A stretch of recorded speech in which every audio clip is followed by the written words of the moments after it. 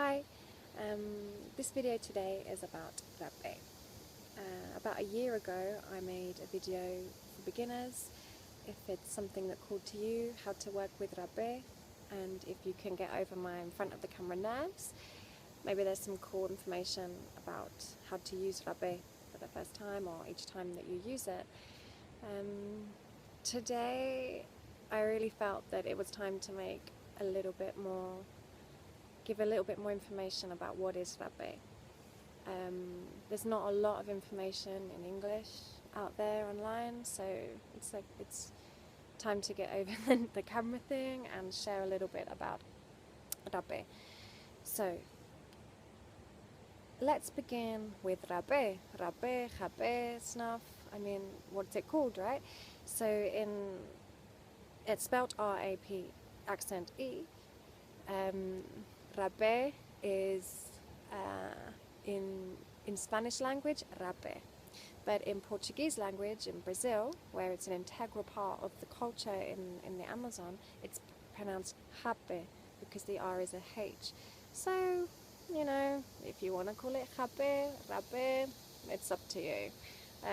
Rapé, happy, also called snuff, shamanic snuff, all types of cool things. And it is different to snuff. So actually, snuff is something different. It's a different type.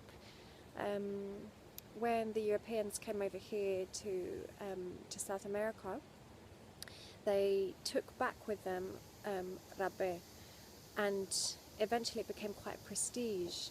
And in the UK, where I'm from, quite a lot of upper class people would use rapé and blow it into their nose and snuff, but it's completely different to the medicinal rapé of the jungle. The snuff that's produced over there is more to do with flavorings and flavorings and different types and smells, which is great. It's awesome. It's just not the same as rapé, the medicinal jungle tobacco.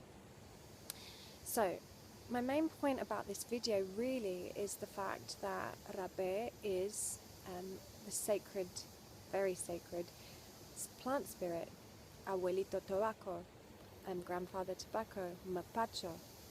This is what you're working with, and one of the things that I wanted to transmit is when you work with rapé, you are in fact working with a plant medicine, an ally, a friend.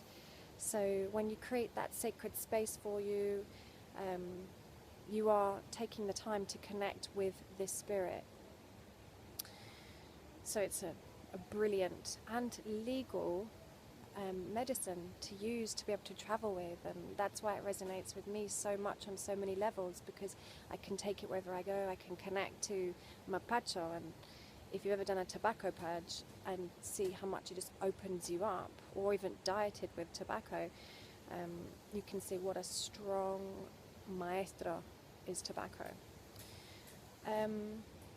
Also might be worth mentioning that there's so many different types of rapés, and why it's different from snuff, for example, is because it's made in a very sacred way. So when you've got different plants, for example, that all have spirits, if you're called to work with plant spirits, then you might have certain ones that are mixed together. So you might have a little bit of ash from this tree, which is medicinal for other purposes, or you might have mixed with some bark, some flowers, or whatever for different things. And quite often, more than not, you find that a lot of tribes that make these rapés, they're not really willing to share that information. And now with human innovation and what's the evolution of being a human being, there's heaps of different types of rapés that you can get, some made by tribes, some made by medicinal people. So always something really cool, and find one that resonates with you. You find that you tend to sort of, if you have a few, you build different relationships to ones that you have. Maybe one's stronger, maybe one's different, more grounding. And what can you expect from working with rapé? Well, after you've ingested it into your body, it depends on the type of rapé you have. Some of the cooler things, or some of the brilliant things, they're all pretty brilliant, that work with you, is you can kind of use it as a meditation tool. Last night we held a really beautiful rapé ceremony here in this beautiful malapa in Jardín de la Paz in Peru. And we also had singing bowls, which was just beautiful, and essences, essential oils, which were all part of the ceremony that we had. So it was really beautiful. It's nice to use as a meditation tool, because when you are then aligning yourself to work with Abuelito Tobacco, rapé, then you are in essence connecting with that spirit. So if you sit in meditation and you're connecting with your body, you can maybe produce some beautiful, beautiful moments, vibrations in your body, like some beautiful things that happen to me and to people that work with rapé is you can feel your whole body.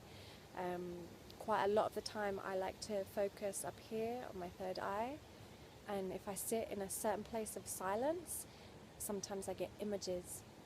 Sometimes I have a soft one which just grounds me.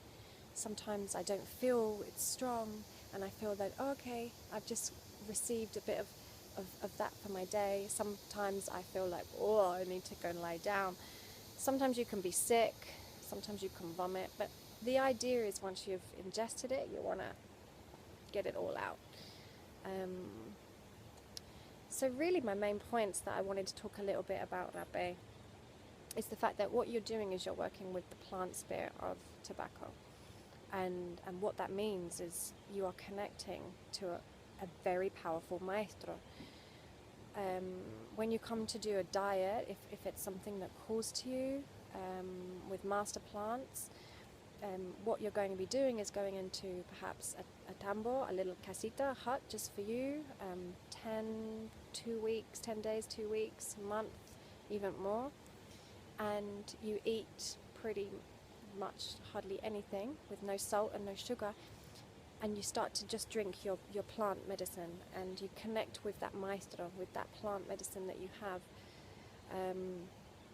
That's when you want to go really deep with your medicine work. So in that respect, and you can combine it with rapé, when you come back and use tobacco in this way, you have the opportunity to connect with tobacco, for your allies, to put your intentions into your medicine,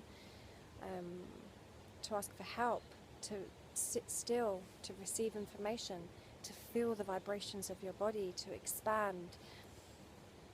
It's magic, and these are just some of the ideas. Really, it's about you and your journey. When I give ceremonies, I say to people, well, it's how you discover your journey with your plant medicine, right? Because when you come to work with plant medicine, someone doesn't tell you it's like this, it's your journey. But I think it's cool just to be aware that what you're looking to do is to connect with the spirit of rapé, that it's to be used in a sacred space, that you have lots of different types that are just wonderful, because they have different plants which have different properties which you're bringing into your body, and the gratitude that you feel for working with such an awesome plant. So yeah, that's about it for me. It was just some information to get over the whole talking on camera thing that was nice to share.